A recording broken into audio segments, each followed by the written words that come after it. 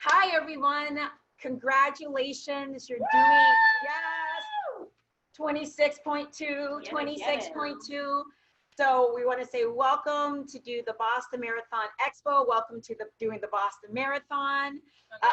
Congratulations, because you did something that actually all of us have done, and someone is about to do that.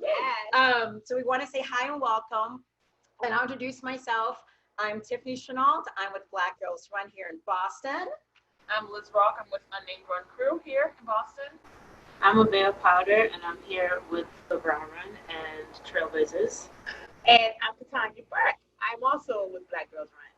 So we're here today because we want to talk about running. We want to talk about running in Boston and talk about why we love it, why we appreciate it, and even some of the challenges of it. And so our stories may motivate you, inspire you, and hopefully you'll be like, yeah, I can relate to these women. I know what's up because, you know, this is what runners look like. Yes. This is what runners look like. Curves here and there. That's right. And all the things. So I just want to kind of ask my wonderful panelists here, what got you started into running? Like, what was the thing that made you start to run, right? Because that's a question we all want to know. Yes.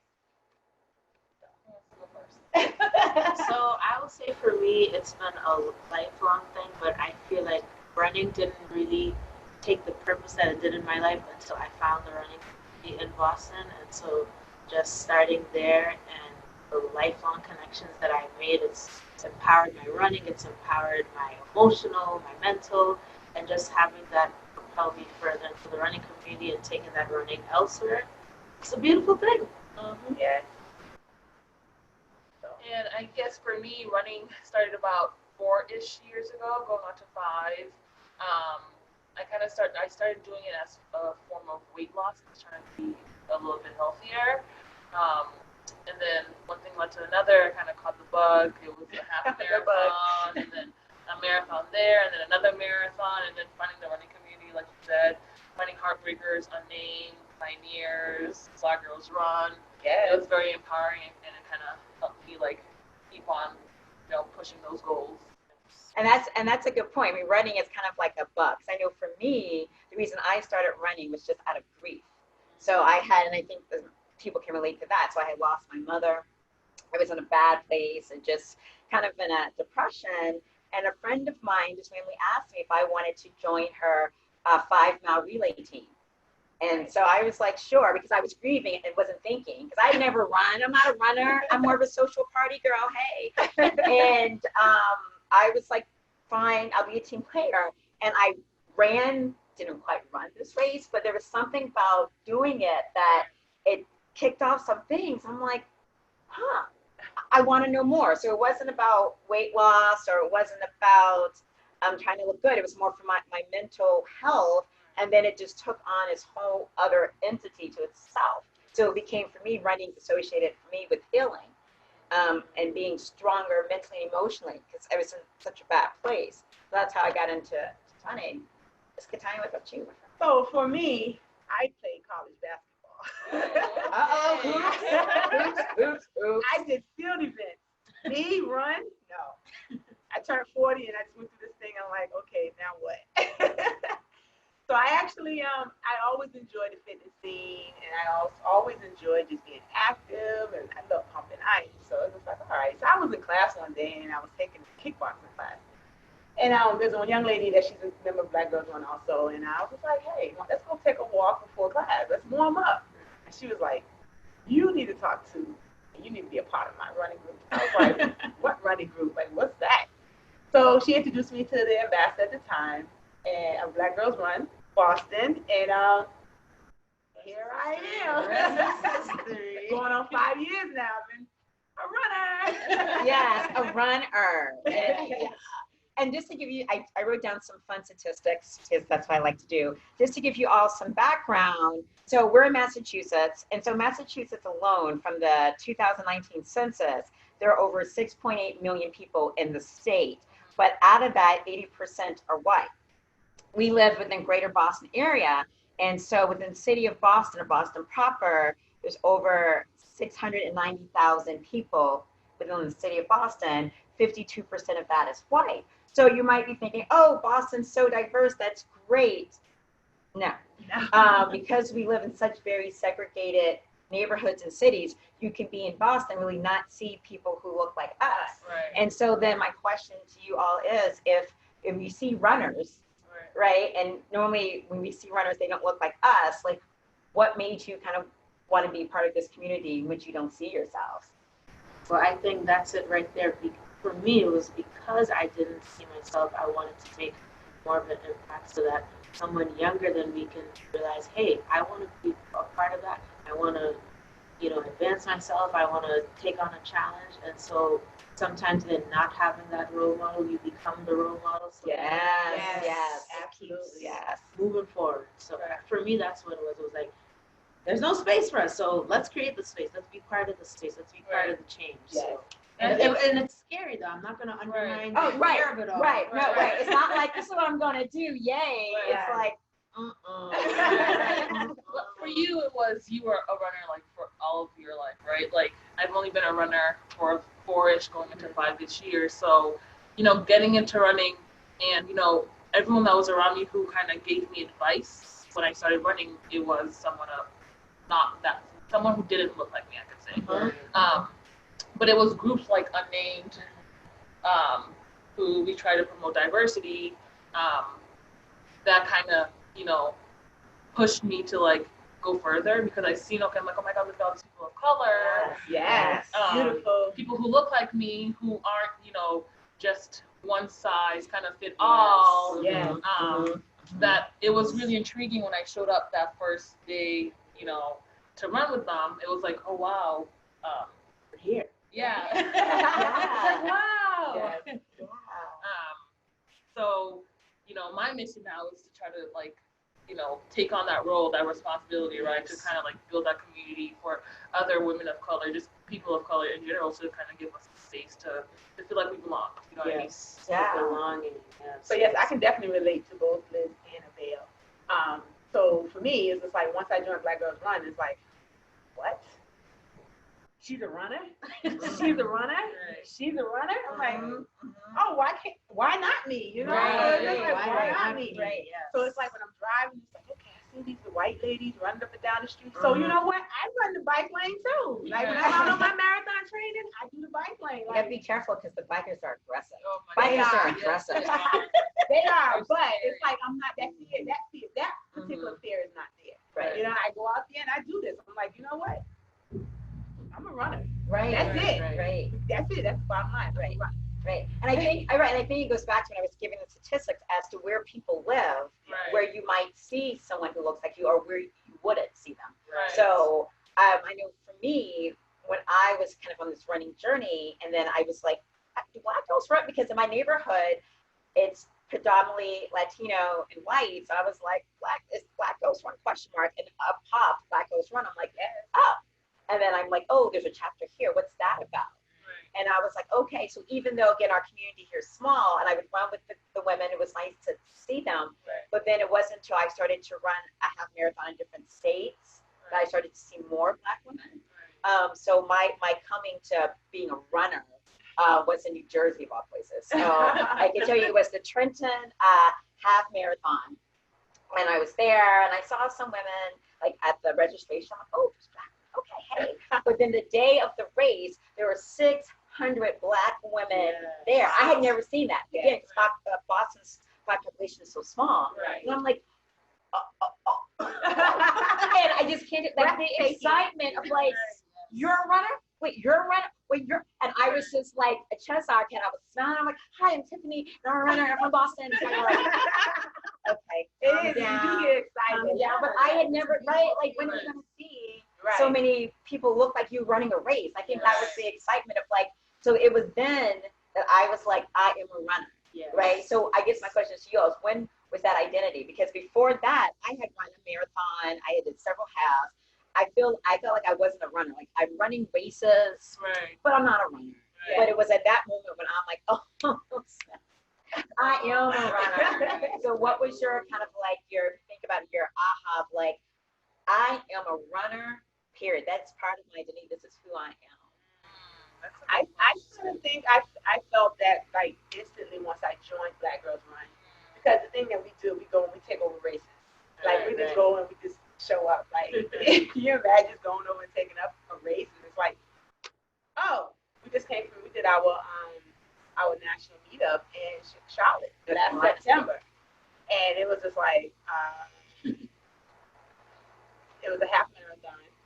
We show up, 600, 400 Black Girls Run. Like we just took over the race. Totally took over the race. It's like see women in all shapes, sizes, heights, and it's we're friendly. Yeah. We're nice, you know. We're like hello, and you know, it's welcoming. It's very welcoming to know that I fit in. Yeah. That question is really tricky to handle, but I think for me personally, it was linking like running to purpose. So like I always just ran and to stay in shape. But then when I linked like I'm running because I want to benefit or support a great cause, like the Leukemia Lymphoma Society, or I want to support another charity. So I think linking like that part of the purpose with the running, that's when it was like, all right, I'm a runner and I'm doing something with my mileage. Like, that's for me is when it was like, like I've been running since high school, but like, oh, you one of those high school? Oh, I'm one of those high school track stars. I'm one of those, but like the purpose and the meaning didn't really like take shape until later on, and when I found the running community, and like I said, using the running and linking that with purpose. And that's when you're like, I am a runner. Yeah. That's a good point, because for me, the I'm a runner, I think depending on the season, it kind of, I'm like, oh, I'm a runner. Oh, no, I'm not a runner. I'm a runner. No, I love hate relationship. I love hate relationship. And then like the anxiety just that could get in the way as well.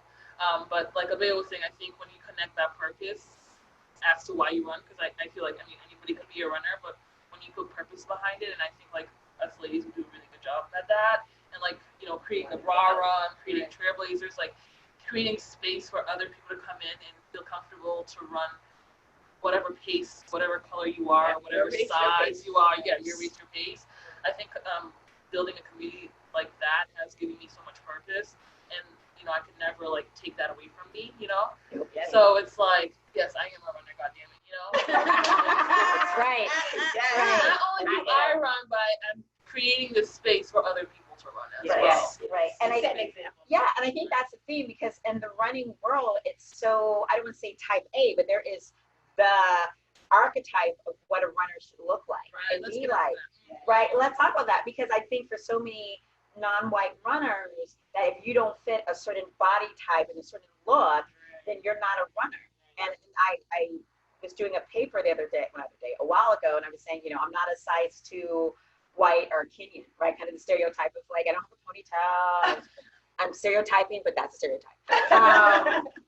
But again, in terms of, and I think that was part of when I saw those 600 women of all different shapes, and they were like, not fast, but like, I'm a runner. Maybe I do a 10-minute mile, 11, 12, 13, whatever. I'm still running. And my stereotype of a runner was someone that was white, super thin, and was like doing like a 5, 6, like just fast. And that's what had prohibited me from even being in the space, because I'm like, I don't fit that, and I don't see anyone looks like me. And so, what does that mean for you all when you're like, and you're talking a little bit of anxiety of like the different assumptions of what a runner should look like, right? Like a runner's body. So. Well, I do have a story to tell about that. Yes. Tell. And like, because when I think back of this story, I'm like, oh, this is so like, again, they think like a runner is like one size shape all type of thing. So I got injured, and I went to an orthopedic to check out my like Achilles issue. He didn't give me an X-ray. It was an older white man, like probably in his like 70s. He just, did a little squeeze here and there.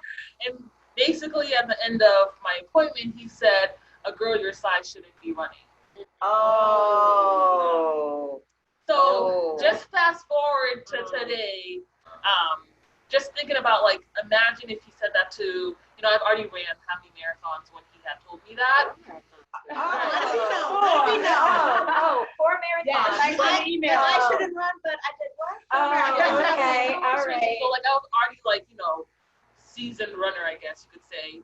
But imagine like a woman coming in there, you know what I mean? No matter her color, just, they don't fit like the standard size 2 or whatever of what a runner should look like. I just like, it saddens me that like, he could have really, ended someone's running career. Or like, right. Yeah, Honestly, deter them and discourage them. Discourage them. And, that comment is basically, I feel like the type of comment that you see, it might not, necessarily be said like he said it, but like that's all you see. And that's the messaging that you see on social media and these magazines. That's what's, celebrated is like, you have to be this one size severe runner, which isn't true. No, and that is true, because I've heard people make comments to me like, "Oh, fit girl running." I'm like, I mean, but wait, what? I mean, okay. You heard it. I mean, I know, but our people say, girl, don't lose your butt. You lose your butt, then like it's, but that is true, and I wish we see more of that. I think that's when I see more body diversity. Like that's more of the and it makes me even reinforce. No, I am a runner. Look at me. Look at new running.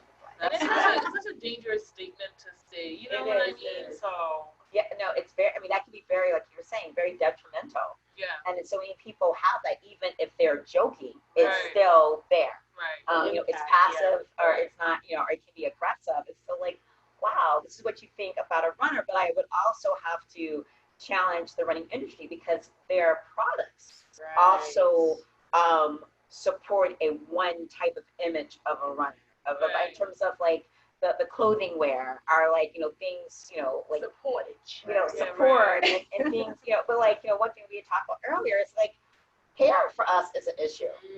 Let's talk about the reality of running in Black women's hair. Like that is real and legit. And the industry, what you got to say about that? What you got to say about that? What you got to say? And that 2-week wash and set, you got to be on schedule. It's like, okay, well, I got an 8 miler this week, got to time it just right. So it has forced me to wear my hair braided a lot more. It's more manageable, and I can definitely put it up, dress it down. I can do things in between my training and my runs and things. So, it becomes challenging because Black people don't wash their hair every day. Right. I mean, that's reality. That's reality of it. I mean, we can't just like wash and go, like our fellow Caucasians. We can't do that. It's different, and that's fine. But no one's talked to us about the differences and how to manage the difference and maintain it with our hair.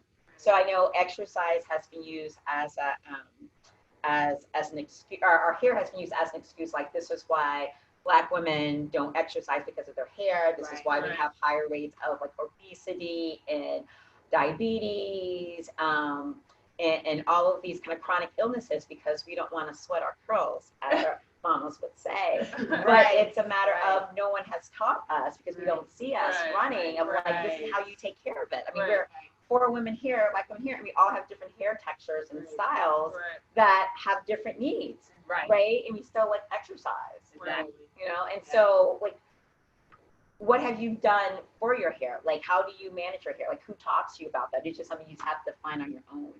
It's been something that I've had to find on my own, I guess. Like, typically I would braid my hair, basically. I wear my hair in braids a lot. But yeah, there's not a lot of like education or like a lot of like material out there for like Black runners. I know there's what's their name? Run Girl Co. They've come up with this platform for Black women runners, and they do a really good job about talking about hair maintenance for Black women. But that just came about, you know what I mean, about like a year or 2 ago, Okay. Wow. So I was like, who? What? Where's my pen? Let me write this down. I was like, that's one. All the commercials about all the hair products for white women, and how do you put hair on a daily use, and So. As we're saying, even the magazines, because I was doing a search on Runner's World, like just like about hair, and it was like hairstyles for runners, and you click on it, it's like nice women with their like French braids, or and I'm like, I'm looking, I'm like, okay, or again, how to maintain your hair doing a marathon or different styles. And click on it, I'm looking, I'm like, Not related. Yes, you can't relate you to that, know, right? not, and it's all kind of coarse, natural, right. You know, and their hair is always braided, but I'm like, is that appropriation? I don't know. Maybe not in the space and conversation for that. Like, you always have those braids. I don't know. But that's like, right. So, but that's an important thing in terms of how do we, you know, hair, even our skin. I mean, Right. just like those things to keep proper going. soaps and Right, washes. which are totally different. Yes. But then, and it kind of going back to your point before of like your body image. And, you know, big girls can run. Yeah, And move. and I'm just wondering, like, how do we get around to like break that stigma? Like, I just want to, like, what can we do? We just gotta keep You running gotta the streets. yeah, you gotta keep on running. Yeah, That's keep it. getting out Keep there. taking up space, creating spaces, Creating space, and right. pushing forward, because the reality is, if you want to run, you can be a runner. It doesn't, Right. Yeah. you don't have to run a certain amount of races or a certain mileage. If you are running, you're running. And that Yes. has nothing to do with your body type, your skin color, your hair, none of that. Absolutely. So it's really just keep reinforcing the message, honestly. You are a runner. But does a runner mean you got to wear the gear? So we talked about that. Because if you don't have the proper gear, are you a runner? Right. Are you a runner? In the Black community, we're just looking for any excuse not to move our bodies anyway. You know, we sit on the couch, eat some fried chicken. You know, that's what Why gotta be fried chicken? Well, I'm just saying. Why that's gotta be the fried only way. chicken? Oh my God! Really? Oh my goodness! That did not just happen right now. But we want to continue to encourage and enforce just moving your bodies Right. like, on a regular basis. You know, I mean, there's no set schedule, but just constantly moving your body and constantly getting out there. But I think that the image of what a runner looks like, I mean, besides moving your body, is not a deterrent, but that's something, and I'm just using me, kind of deterred me for a bit, because in order to define yourself as a runner, To look the part. you have to, right, like how, yes. and so I think the looking like the part. And so if I'm like, I don't look the part, Right. you know, when I was kind of going through my process, like, am I a runner? Right. You know, and like, you know, is that something that you have to deal with? Like, do you have to have the shoes and wear the brand in order to be, and have the gear to be like a runner? Right. I think that is something that is definitely a part that like absurd to some people, but I feel like once you find the proper things that are gonna provide you with the best support, the Right. best care, if you can find that at a discount, if you can find that at Clearance. right, if you Yeah. can Yeah. make it work within your means, then make it work within your means. Don't believe that I have to buy a $300 pair of sneakers to be a runner, because that is That's not like, absurd. that's a couple bills and Right. a night out for me. Right. You can accomplish all of that for half of that, and you know, just really reinforcing that, just work within your means and figure out what's best for you. You know, you got a pair of shoes, you want to let me borrow those shoes, whatever the case is. You know, I'll wear clean socks, all of that. Right? But like, just making it work. That's what it's all about. Just making it work, and don't get caught up in the hype of the labels and all that. I mean, me personally, I would like a supportive shoe, but Right. you don't have to go all out to accomplish that task. Right. Or your runner. I think it's all about education at the end Yeah. of the day, which Yep.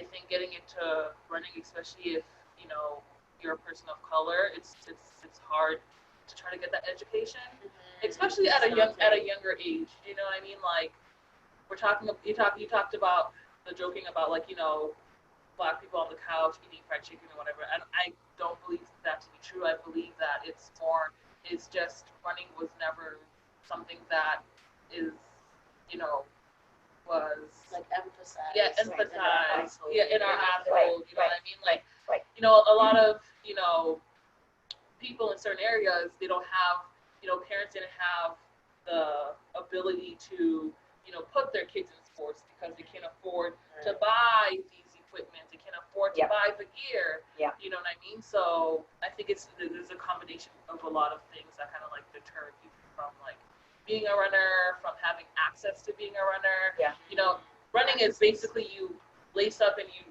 go outside Put and on you a pair run. of shorts, Yeah, right. t-shirt, and just go. Exactly. There's no special, you know, there's no special gear. Just shorts and t-shirts. Some days I look crazy. Some days I'm I have on a pair of spandex. Some days I just have on a pair of shorts, some regular shorts, tank top. Just go and move your body.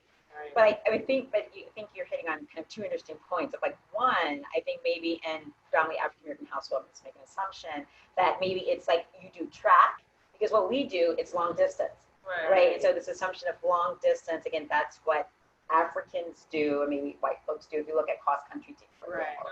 So if you're going to run, do the track and field. But that's one. But then my second point is that you just can't lace up, because where are you going to run to? Like, do you have the infrastructure in your neighborhood, the green space? Do you have like a decent sidewalk to actually go running? So what are those places that you can run? So maybe I can lace up, but where am I going to go? And I think people don't understand like that within itself. It's a privilege. Right. It is that very much. Say that again, girl. It's a privilege. I'm gonna say it twice. Privilege. And people don't think about that. Let's not even think about safety and all of those things at this point. But just right now, just lacing up and going out your door. And I think people don't realize that's not easy for everyone to do. So it's that, and then also we think about it time, because to run, and yes, we have to move our body. That is leisure. That is also a privilege. So if I can maybe walk around the block, I did something good. And maybe that was like 10, 15 minutes of my day. But to say I'm going to go for a long run, what is that, 30 minutes, hour? Who's got time for that? It's hard to carve out time if you are single parent, if you are working multiple jobs. Like I think we need to be very mindful of people's lives condition and those kind of structures. That like, it's not just, I'm going to go for a run. I know for me, I'm an early morning runner. So I know I'm privileged to say, I'm the 5 a.m. crazy person, because, but I'm like, I get up and I run, and that is my privileged time when I go out my house. But after that, I know I don't have that time. So I can't run in the evening and all of these because of my lifestyle, my life structure. And I think that's the thing we have to think about, too. So, like, speaking up, so just a side question, when do you run? When's your best running time? Or do you have to mix it up because of the way your life is, of just your day-to-day? For me, I think I have to mix it up. I guess depending on what I'm training for, if it's like a half or a full, depending on like the distance that I have to hit, it depends on the season and You're not a winter runner, huh? I'm serious. If I'm training for like let's say, what is it, Chicago, or in October, you're running in the summer, so it's like I'm gonna have to be a 5 a.m.er. It's hot. It's hot. Trying to set the heat right now. It's crazy. But then you have to also think that running isn't my full-time job. You know what I mean? You have to. I have a 9 to 5. Sometimes a 9 to 6, 9 to 7. What's going on? I have other responsibilities. I have to try to find time for friends, family, me. Side hustles. So then it's like whatever time. So it's like if it's important to you, if I have to wake up at 5 o'clock in the morning, it's gonna have to happen. I can complain and cry about it, but you'll do it. I'll do it. If it has to happen at night, it has to happen at night. Because you're a runner. Run is fine. Make it happen. So what I've experienced, training, because this is my first Boston, first marathon.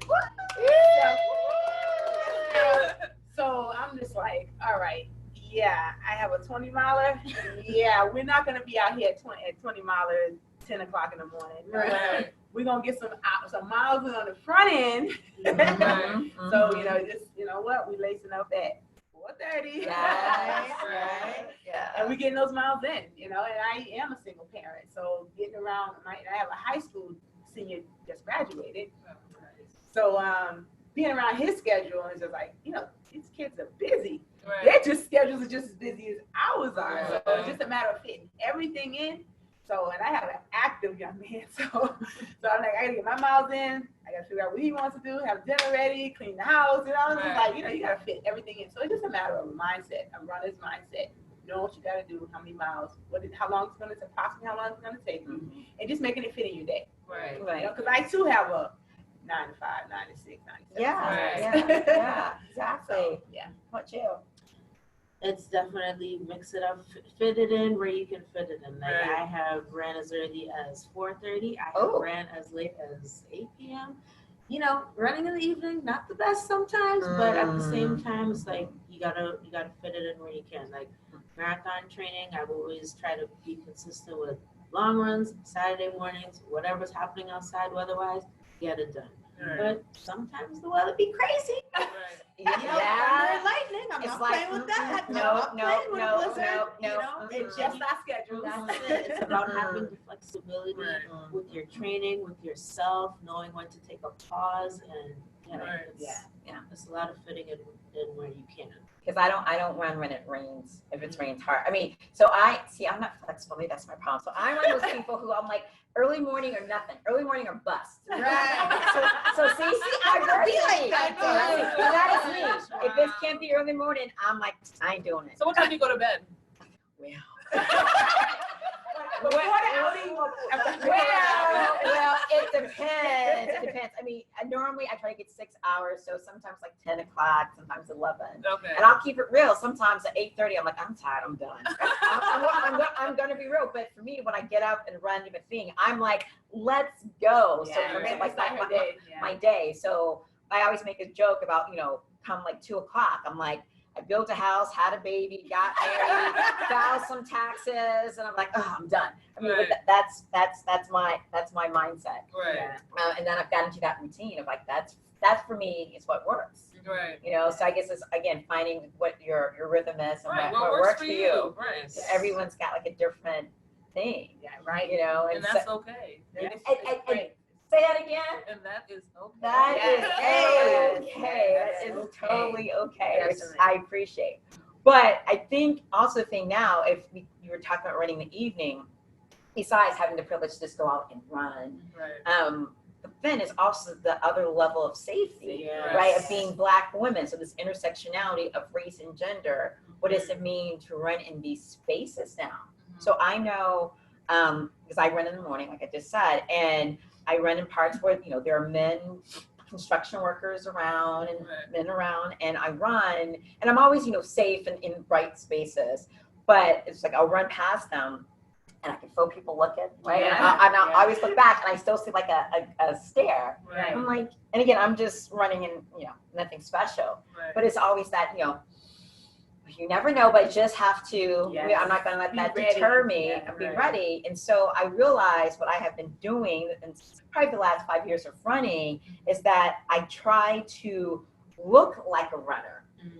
And so I would say like my Black Girls Run hat, or maybe hats from my other races, or t-shirts from my other races, Right. to try to be like a protected shield. Although as we know, it don't matter. Right. It don't matter. But Right. psychologically, I'm like, if I look like a runner, and I run in different neighborhoods just to mix things up, Right. because people don't know me. Right. And I don't know if they would be like, who is that Black person in my neighborhood? Right. That would, set off any bells or whistles. But I realized like what I wear, I do it as an armor to Right. make sure that I'm safe when I'm running. And Right. I realized I was kind of having a conversation with myself. I'm like, oh, I do this. Right. Yeah. And I didn't even realize it. And I think Right. that's something that most people don't think about. And Yeah. I don't know if that's just me or if you all. No, I think this is a good topic to kind of bring up, because most people who aren't people of color, they don't have to think about that. Like you said, like you want to make sure 100% that when you go into neighborhoods where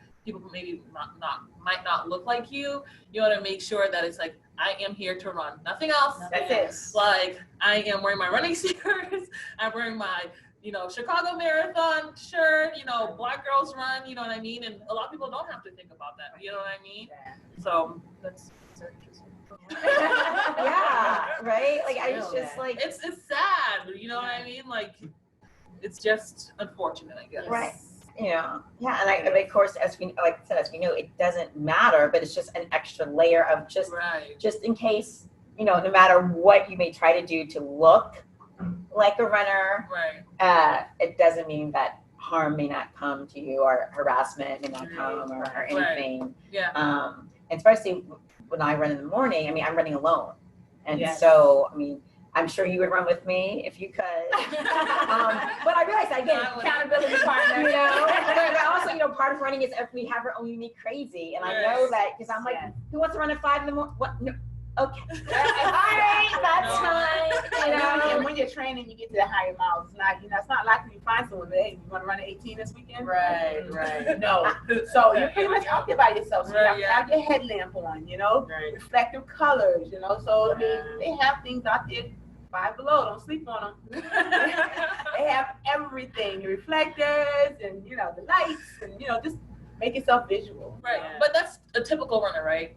That's typical for every runner. Like if you're gonna go out at night or something, early morning, you wanna just have reflective stuff just for your safety. You just have the typical baseline, right? But I feel like as a person of color, then you have there's another layer. Right. There's another layer, like you said, you. Make armor sure yourself. I armor myself. Yeah, I actually the other day was going out the house and I just had on a running headband and I was like, ooh, and you put on my Black Girls running headband. Right. And I went back in just because I was going to a different neighborhood to run, and I was like, yeah, I did that. I mean, I own it. Like, yeah, I did that because just to make sure, right? So, it is those extra layers I think people don't think about, or maybe we do it unconsciously. It's just like, making sure we're okay. Right. And I think part of, I'm kind of going back and forth this matter, of like what a runner is supposed to look like and be like. I know you, Miss Thing, like to have like your miles completed. So she and I, Katonya has a conversation where she's no like, change on the table. Yeah, she's like, when you run, she's like, why? Like the other day, I think I did like 5.26 miles. She's like, why didn't you make it 6? I'm like, why? Why do I have to make it 6? Why I did 5.26. I was done. In the morning. I finished. So she's like, leave no change. I was like, what? What mentality is that? I was like, I'm a great accountability partner. Push yourself to be great.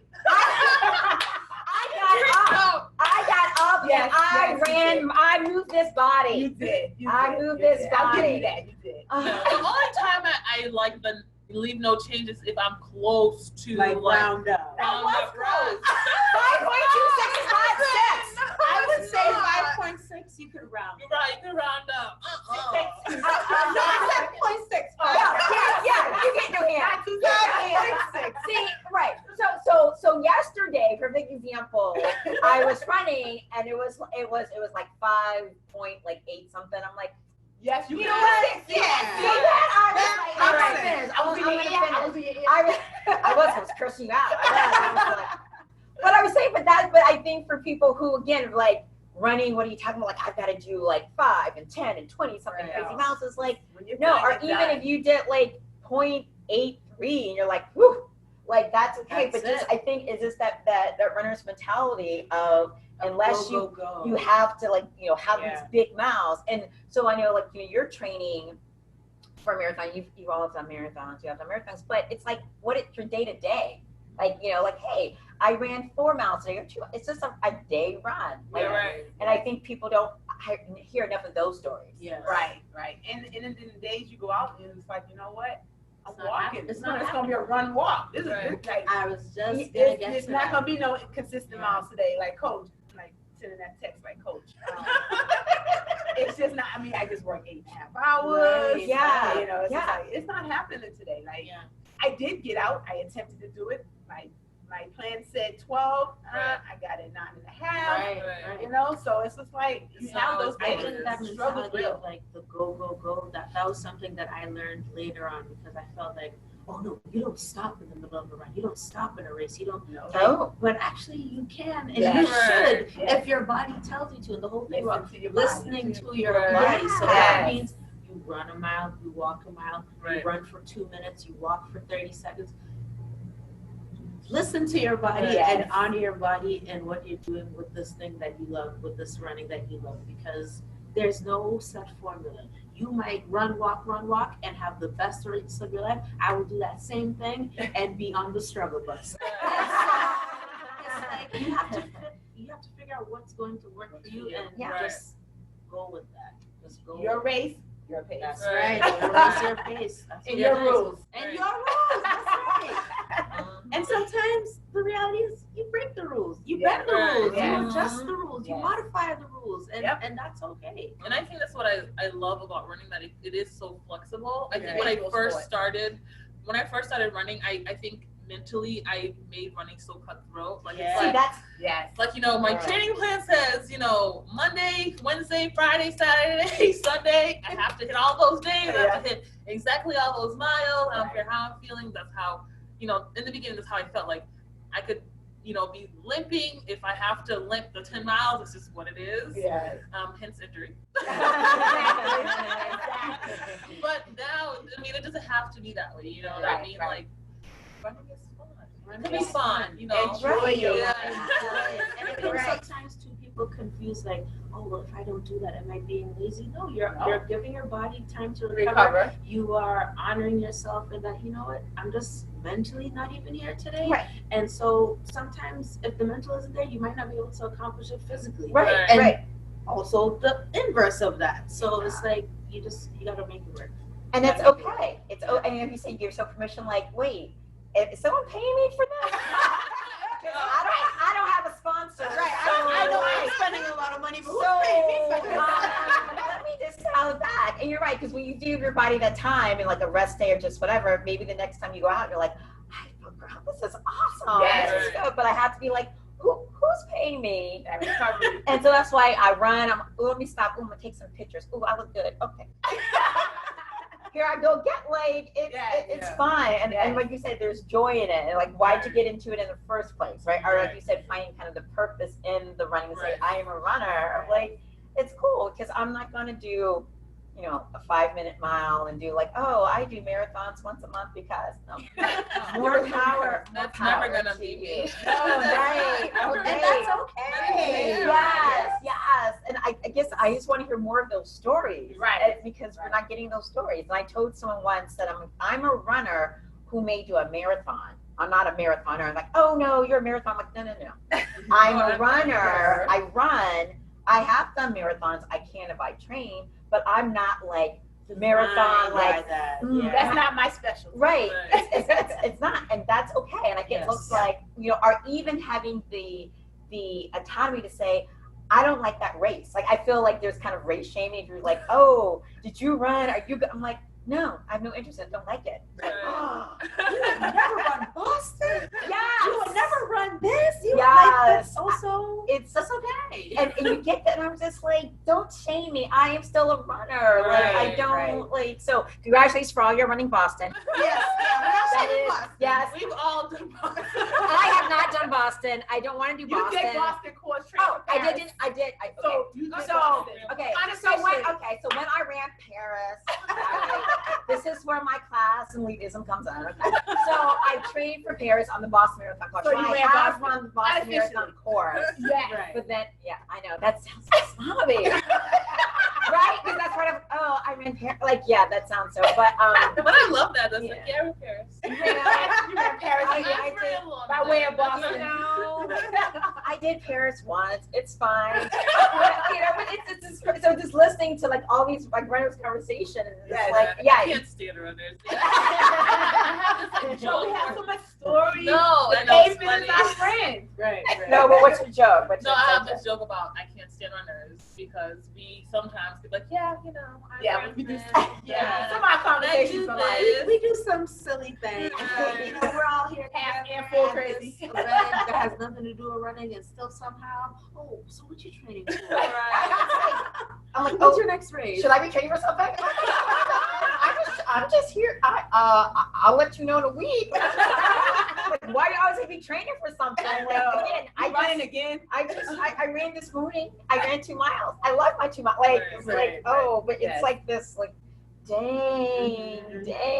So I think it's the circles we're around because then, you know, the joy I get, I don't know if you all experienced this, I think you have, but like when I run or we run in like our communities of color, just the little we do, it's like a huge thing, like impact. Like I get joy if we run, let's say Roxbury or Franklin Park, and I see Black men and women who look at us and smiles like and that's like they don't care about, did you do a marathon? You know, how many miles did you you know, and I'm like, running is so elite. They're just like, You're running. Yes. Right. You're running. Like, and and I that am is celebrating that. period. And it's like right. Yeah. Thank This is you. what it is. Right. That's about right. Right, and I think we forget too that, going back to you just kind of lace up and go. I mean, there is kind of a racial and class dynamics to running that people don't think about, and we need to kind of spread that word out. So it's like, and I think most of you said like your first race was like a 5K. Well, you're like, I did a 5K. That's great. Hey, but then other people I've seen like, oh, I ran in Antarctica, did a marathon there, and I'm like. But that's, again, time, energy, money. In which I'm like, and I was gonna be like, what kind of job you got? Like, are you working? Right. You're retired? Who you married to? Like, how? Just because racing, if again, do a recreational running that we do, I'm like, it's not cheap. Right. So, I mean. They lied to me.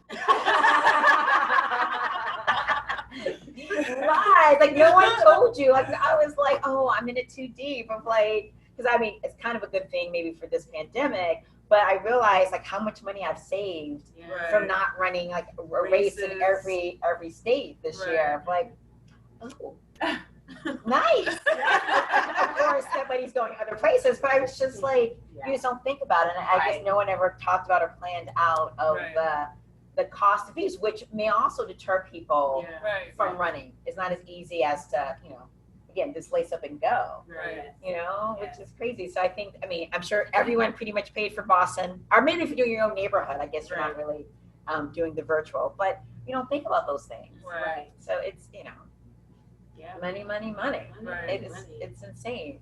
So as I'm thinking about that, and I'm kind of looking, because I wrote down notes because there's so much to talk about. And it's so awesome to be a Black runner. That's right. Beauty, all that melon. As we stay alive and thrive. But can you all kind of tell everyone, because I think it's great that you started a couple organizations, you said the Bra Run and the Unnamed Crew. Talk to us what that is, because a lot of times when people, I think they hear about maybe Black Girls Run, or maybe Girl Track, maybe Black Men Running, which are big organizations of runners of color. Forget about the local. But we forget about, in your local community, I'm sure there are groups of people coming together to form running groups. Right. So can you tell us about your two? Our soon to be three? Yeah. So, when I first got into running, I joined this group called Unnamed Crew. We basically welcome everybody. Doesn't matter the pace, doesn't matter your color. We welcome in everybody. To me, it's like more than running. It's like a family, basically. Yes. We run once a week on Tuesdays around the city. And it was started by Leandro Belnaves about 5 years ago. Okay, so fairly new. Yes. So I started co-leading that group for about I would say 3-ish years now. I help with organizing events and just keeping everything organized. And then from there, started the Bra Run about 3 years ago, which basically started because I didn't want to personally run in my sports bra during a hot day. And I'm like, oh God, I'm pretty sure a lot of women feel this way. So I called my friend Frances, and basically she was down. And then a month later, we had the Bra Run back in 2017. That was the first one. That was the first one. We had a really good turnout. It was amazing. And then this year we brought on Abeo to be our creative director for that. And then from there, TrailBlazeHers came about, right?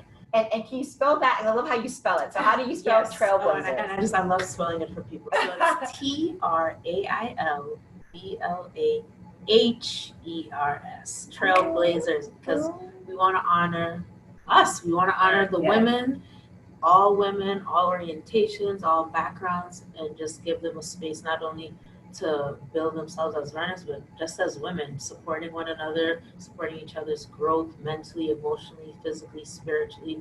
So, the Bra Run came first, and out of the Bra Run is TrailBlazeHers, which is the umbrella for everything. Right. Nice. So the Bra Run is basically once a year, and then TrailBlazeHers will be monthly for now. Nice. Awesome. But you decided this is what we're gonna do. You took charge and created something for the community that you wanted, that you saw that was missing. Right. So you don't have to have corporate money. You can just do things on your own. Right. And get people to come together, and they will come together. Right. Because I will be honest, I've always wanted to run with the unnamed crew, but you run at night. I ain't doing that. I was like, oh yes, no. So you'll be the AM crew. I was like, dang. See, so that is mine because I'm not flexible. It's all on me. I'm like, 7 p.m. If 7 a.m. is late, but I can work. No, okay. But I think that's great, and I think people always feel like kind of loyally maybe to one group or another, but you can be a part of so many groups, so many different organizations. I mean, we run with like the Heartbreakers, we run with Pioneers, we run with and My Girls Run. And then groups come together for events and they collaborate. So it's not like I'm in this one group and I'm only dedicated to this one group. Right. The beautiful thing about the running community is there's a lot of overlap, and Right. I want to continue to push that overlap. Yes, and I think that's so important because I didn't know that was even possible. As I was trying to figure out this running space, I'm like, oh, I'm loyalty to Black Girls Run. I can't do Heartbreakers. No. I'm like, okay, that makes no sense at all whatsoever. You can still be loyal and still support it. Exactly. You know what I mean? And do those things because I feel that within our communities, we are so small, right? So running within itself is kind of a white space, at least in this country. Right. And then you have runners of color, and we're the minority within the minority. Mm-hmm. And so there's so many different groups and things that I guess I didn't even know. I didn't know about Pioneers. I'm like, oh, there's this group and that group because I didn't know. Right. And I think, how do we get more of that communication out to other places and spaces which people would have never heard? Right.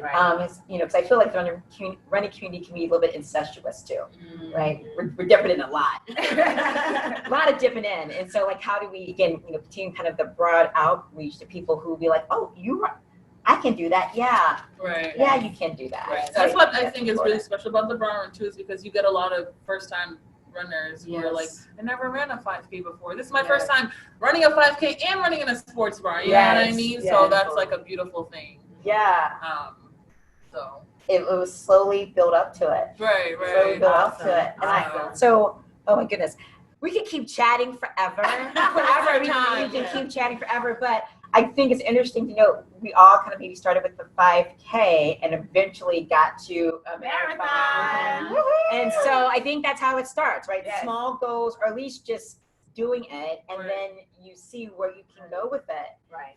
So maybe for all of you, you started with the 5K. Maybe your stories are similar to ours, a little bit different, but you're here now. Right. You're running a marathon, 26.2 miles.